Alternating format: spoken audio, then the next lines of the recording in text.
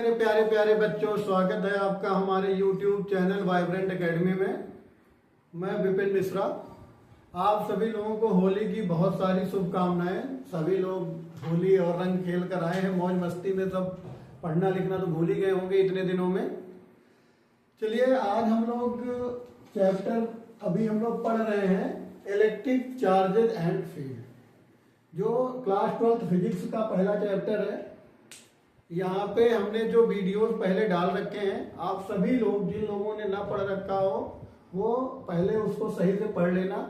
इसके बाद हम लोगों ने पढ़ा electric charge, electric field, discrete electric field, continuous electric field. ये सारी चीजें पढ़ते हुए इतना कि इलेक्ट्रिक फील्ड और ग्रेविटेशनल फील्ड में क्या समानताएं थी, क्या डिफरेंसेस थे, क्या सिमिलरिटीज थी, कुछ न्यूमेरिकल्स भी हम लोगों ने किए। इतना सारा करने के बाद अब हम लोग आ गए हैं electric field on the axis of charge ring. किस पे आ गए हैं? इलेक्ट्रिक फील्ड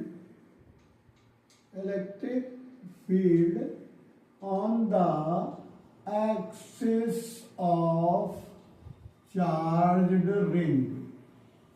अब यहां पे हम लोग निकालेंगे इलेक्ट्रिक फील्ड कैसे निकलती है। अच्छा, एक्सिस ऑफ चार्ज रिंग पे हमको निकालना। रिंग मतलब गोलाकार। सबसे बड़ी चीज आप ये जान लीजिए, कोई रिंग है, रिंग मतलब गोलाकार है। अब देखो, गोलाकार एक हमारे पास रिंग है। यहाँ पे कोई डिस्टेंस मान लो हमने ले ली है P। यहाँ पर हमें निकालनी है इलेक्ट्रिक फील्ड। इसके बीच की डिस्टेंस है मान लो x। ये रेडियस है आपका r। ये रेडियस इसका कितना हो जाएगा? r हो जाएगा। ठीक है। अब देखो, यहां पे हमें इलेक्ट्रिक फील्ड हम लोग कैसे निकालते थे? आपने फार्मूला पहले से पढ़ रखा है। इलेक्ट्रिक फील्ड ए के क्यू बाई आर स्क्वायर। ये होता है इलेक्ट्रिक फील्ड का फार्मूला, E बराबर के क्यू बाई आर स्क्वायर। तो अब हम ऐसे ही करेंगे। अब देखो, ये एक चार्ज रिंग है। यहाँ पे मानते हैं पॉजिटिव चार्ज है। पॉजिटिव चार्ज हर जगह पे पूरा बना दो। मतलब ये डिस्ट्रीब्यूटेड है यूनिफॉर्मली डिस्ट्रीब्यूटेड चार्ज रिंग है। क्या है? Uniformly distributed charge ring. अब यूनिफॉर्मली डिस्ट्रीब्यूटेड का मतलब हमने आपको पहले ही बता रखा है कि चार्ज हर जगह पर यूनिफॉर्मली है। मतलब कि 1 2 3 4, जहां पे अगर एक पॉइंट पे 5 कूलाम का चार्ज है तो सारे पॉइंट पे 5 कूलाम का चार्ज यूनिफॉर्मली डिस्ट्रीब्यूटेड है। तो अब हम क्या करेंगे? किसी एक चार्ज को पकड़ लेते हैं। हम क्या करते हैं कॉन्टिन्यूअस चार्ज डिस्ट्रीब्यूशन में? किसी एक चार्ज को पकड़ लेते हैं और उसका इंटीग्रेशन करके और वहां पे हम क्या करते हैं? ओवरऑल का निकाल लेते हैं। तो देखो, हमने यहाँ पे एक ले लिया छोटा सा चार्ज डी क्यू। क्या ले लिया? छोटा सा charge D Q. D Q क्या है? डी क्यू छोटा सा चार्ज, डी क्यू। अब ये डी क्यू, ऐसे डी क्यू हमारे पूरे में हमने ले लिया। यहाँ पूरे में हमने ले लिया चार्ज डी क्यू, जैसा पहले लेते आए हैं। कोई नई चीज नहीं है, पुराने वीडियोस में देखोगे आपको पता चल जाएगा। अब इस डी क्यू से यहाँ की डिस्टेंस हम मान लेते हैं इस पॉइंट की क्या हो गई? Small are.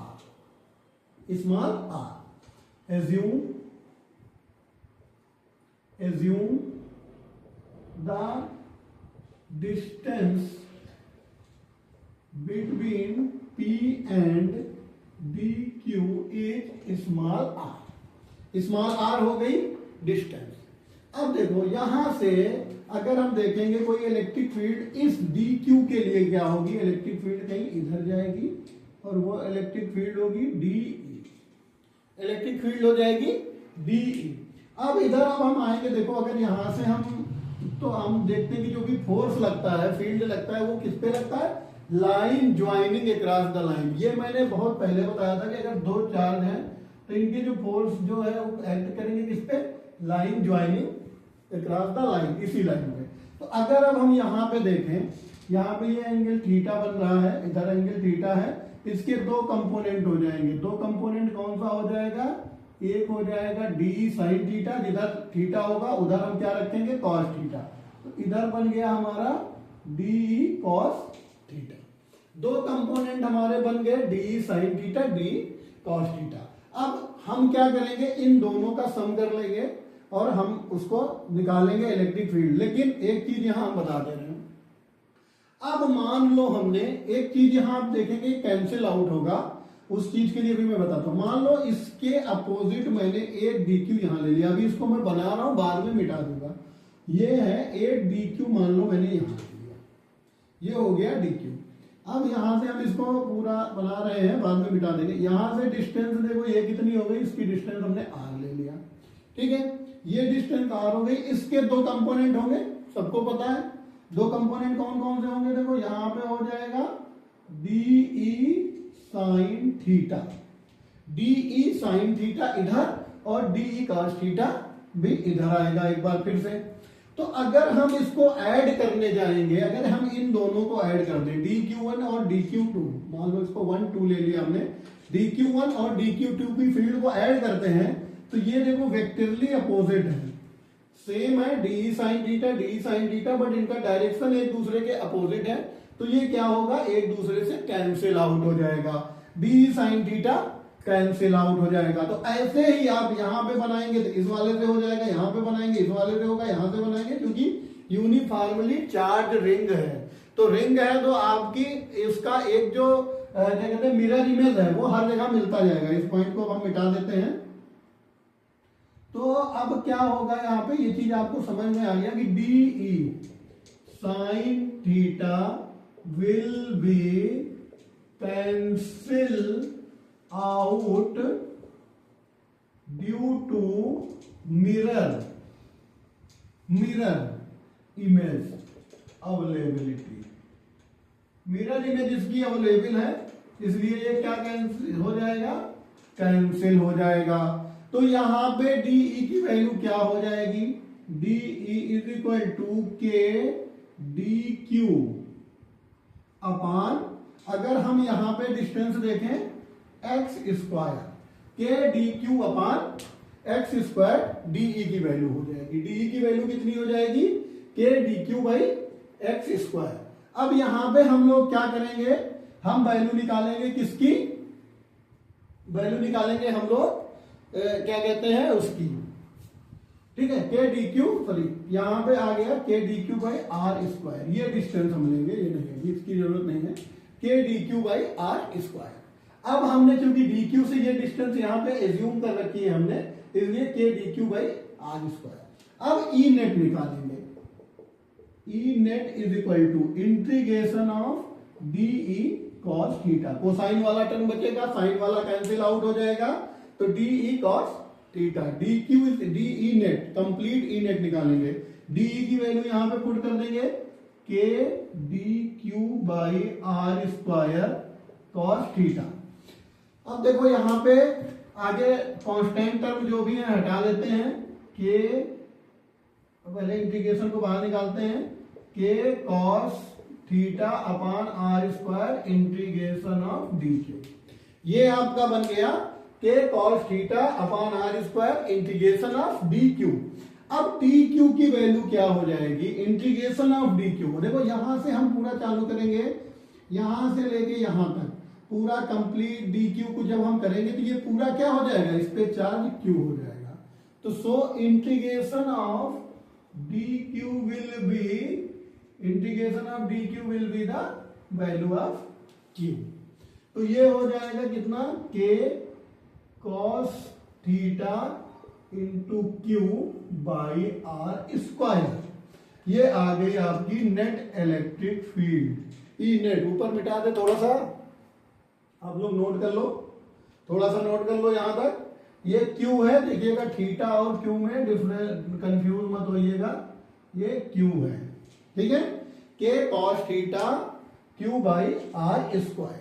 ये आपका आ गई नेट इलेक्ट्रिक फील्ड। अभी इसमें कुछ मॉडिफिकेशन करने हैं, तो नोट कर लिया आप लोगों ने। अब देखो मॉडिफिकेशन इसमें क्या करना है, देखो यहां पे हमें जो क्वेश्चन में दिया हुआ था, क्वेश्चन में दिया हुआ है कि x डिस्टेंस पे कोई भी चार्ज रखा हुआ है, उसके क्या कहते हैं, एक चार्ज रिंग है जिसपे कि उसका रेडियस r है, वहां से x डिस्टेंस पे हमको इलेक्ट्रिक फील्ड निकालनी थी। बट हमने जो नेट इलेक्ट्रिक फील्ड निकाली है E net is equal to, इसमें है K cos theta into Q by R square. अब इसमें देखो ना तो एक्स का कहीं जिक्र है ना आर का कहीं जिक्र है, कैपिटल आर का, ना रेडियस है ना, तो आप क्वेश्चन में करोगे कैसे?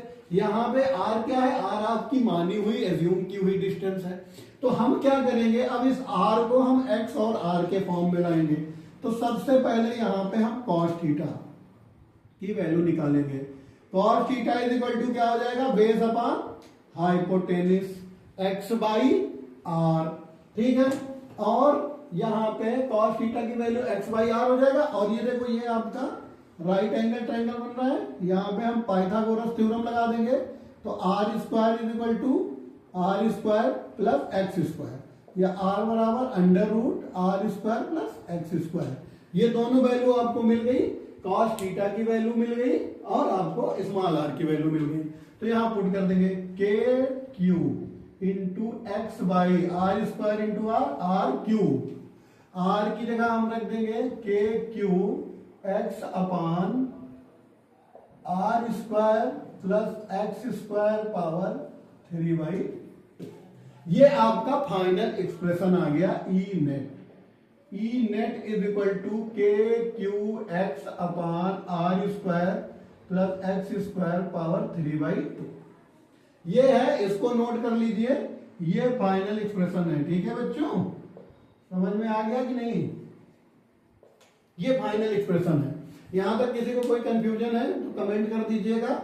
ये आपका E net K Q X upon R square plus X square power 3/2। अब देखो इसमें दो चीजें हैं, दो अगर हम दो कंडीशन लगा के आपको दिखाएं तो आप देखिए कैसा होगा।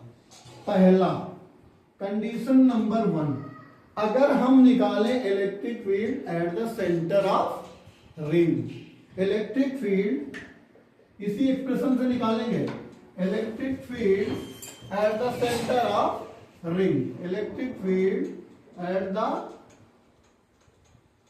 Centre of ring.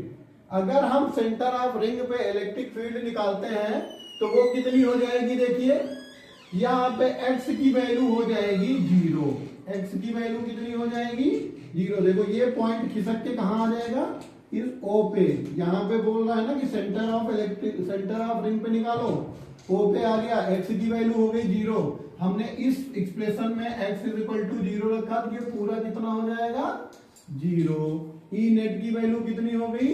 0। ये होता है पहला एक्सप्रेशन जो कि आप पढ़ते आए हैं कि अगर कोई चार्ज कंडक्टर है या कुछ भी चार्ज है उसके सर्कल में सेंटर में अगर आप इलेक्ट्रिक फील्ड निकालते जाएंगे तो वो 0 आएगा। दूसरा, अगर हम बहुत दूर कहीं निकालें, अभी तो ये मतलब x is greater than r, अगर हम इसकी डिस्टेंस को बहुत बढ़ा दें, इसके डिस्टेंस को बहुत बढ़ा दें तो x is greater than r के जब करेंगे तो X square plus R square की वैल्यू कितनी हो जाएगी? एक्स स्क्वायर, क्योंकि हमारा आर स्क्वायर इसके कंपेयर में बहुत कम हो जाएगा। तो अब ई नेट कितना हो जाएगा? ई net is equal to K Q X अपान ये कितना हो जाएगा? एक्स स्क्वायर पावर 3/2, 2 से 2 कट गया, एक्स क्यूब से एक एक्स कट गया, K Q by x square. तो ये क्या होता है? 0.4। अगर हम इसकी डिस्टेंस को बहुत ज्यादा बढ़ा देते हैं तो ये हमारा रिंग किस तरीके से काम करने लगेगा? 0.4 की तरीके से। अभी डिस्टेंस कम थी तो ये रिंग के तरीके से काम कर रहा था। जब इसके बीच में यहाँ पे हमें निकालना है इलेक्ट्रिक फील्ड, उसकी डिस्टेंस बहुत बढ़ा देंगे तो ये हमारा 0.4 की तरह काम करेगा। ठीक है, और कोई दिक्कत इसमें? आराम से, बहुत बेसिक से आपको मैंने बताया है कि इलेक्ट्रिक फील्ड आप कैसे निकालेंगे एक रिंग पे। इसको मिटा देते हैं हम, आप लोग नोट करते जाइएगा। इस पे एक न्यूमेरिकल करा देते हैं। अभी आप देखिए ये फार्मूला रहने दो, फार्मूला लिख लो, उसी पे न्यूमेरिकल है। ठीक है, फार्मूला क्या था? E net is equal to K Q X upon R square plus X square power 3/2। Question आपका क्या है? क्वेश्चन ये है कि ये इलेक्ट्रिक फील्ड कहां पर मैक्सिमम होगी और उसकी वैल्यू क्या होगी। Find the value eight which net electric field will be maximum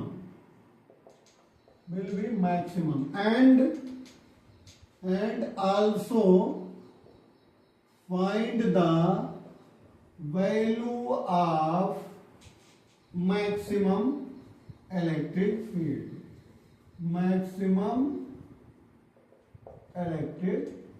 field ये हमें निकालना है।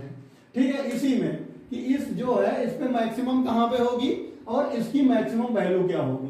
देखो आप लोगों ने क्लास 11th में पढ़ा होगा।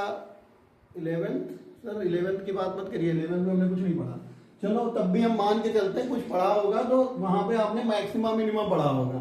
किसी भी चीज की मैक्सिमम वैल्यू निकालने के लिए हम क्या करते हैं, उसके डिफरेंशिएट को 0 कर देते हैं। तो यहां भी क्या करेंगे, हम इसके डिफरेंशिएट को 0 कर देंगे। डी बाई डी एक्स के डिफरेंशिएट को हम क्या करेंगे, 0 कर देंगे। तो चलो भाई करो D E by D x. अच्छा, अब डिफरेंशिएशन निकालना कैसे आएगा। डिफरेंशिएशन है ये आपका डी बाई डी 1/2 या u बाई वी या जो भी है, इसका फार्मूला आपको पता है, नहीं पता है तो देख लो। Second into differentiation of first d1 by D T X जो भी लिखोगे, माइनस फर्स्ट इंटू सेकेंड का डिफरेंशिएशन अपान सेकेंड का होल स्क्वायर। ये डिफरेंशिएशन का फार्मूला है। u बाई वी के फॉर्म में भी कुछ लोग लिखते हैं u by V, v into differentiation of u minus u into differentiation of v upon v का होल स्क्वायर। ये आपने पढ़ा हुआ है। जो लोग हिंदी वाले अगर कोई देख रहे होंगे तो वो भी है, ये आपका इस तरीके से होता है। अब देखो यहां पे हो गया, ये हो गया 2, ये हो गया 1। तो अब करेंगे 2 into R square X square power 3/2 into differentiation of 1 क्या करेंगे तो x का डिफरेंशिएशन 1 हो जाएगा k इंटू क्यू। ठीक है, माइनस के क्यू एक्स। अब पहला वाला ऐसे लिख उठेगा K Q X into differentiation of 2। अब ये देखो ये कैसा डिफरेंशिएशन है, x to power n is equal to n x to power n minus 1 g by D X. ये होता है आपका d by D X X to power n is equal to n x to power n minus 1। तो यहां पे x to power 3/2 है, तो इसका डिफरेंशिएशन करेंगे 3/2 x टू पावर 3/2 माइनस 1। तो कितना हो जाएगा 3/2 x टू पावर 1/2। ठीक है, तो यहां पे हमने अभी इस पूरे पोर्शन को x मान रखा है, इस पूरे पोर्शन को r square plus X square को पूरे को x मान रखा है। तो अभी ये कितना हो जाएगा 3/2 r square plus X power 1/2। ये हो गया। अब इसका डिफरेंशिएशन करेंगे R square plus X square का, क्योंकि ये कंबाइंड सीरीज है, दो कंबाइंड है।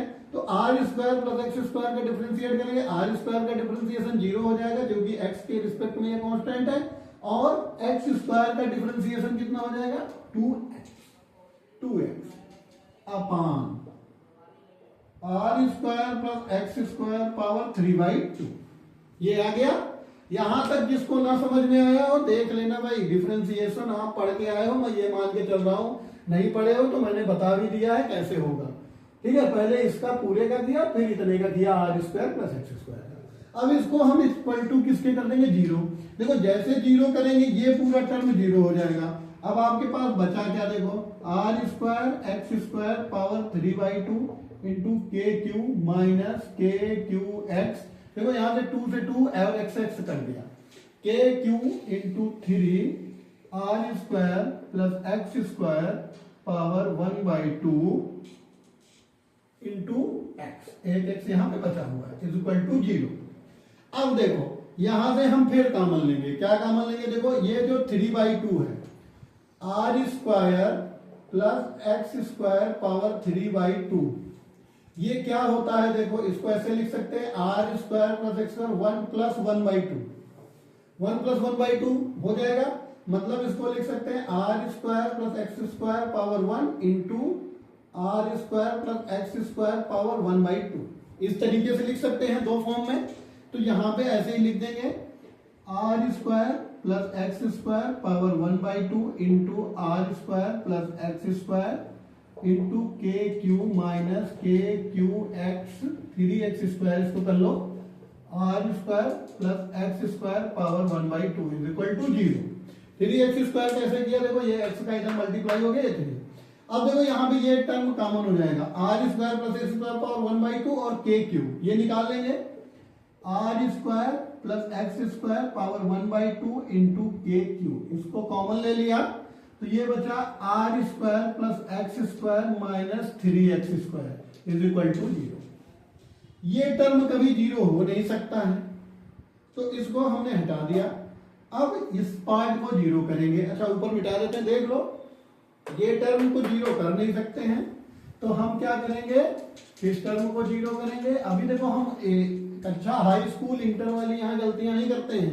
आप IIT JEE का पेपर देने जा रहे हैं तो अभी हम यहाँ ऐसे नहीं कर सकते कि ये इधर जाके 0 हो जाएगा, इसको डिवाइड करेंगे, क्योंकि ये यहाँ पे आगे 0 अपान ये टर्म होगा, तो ये इंडिफिनिट फॉर्म भी जा सकता है या कोई भी फॉर्म जा सकता है।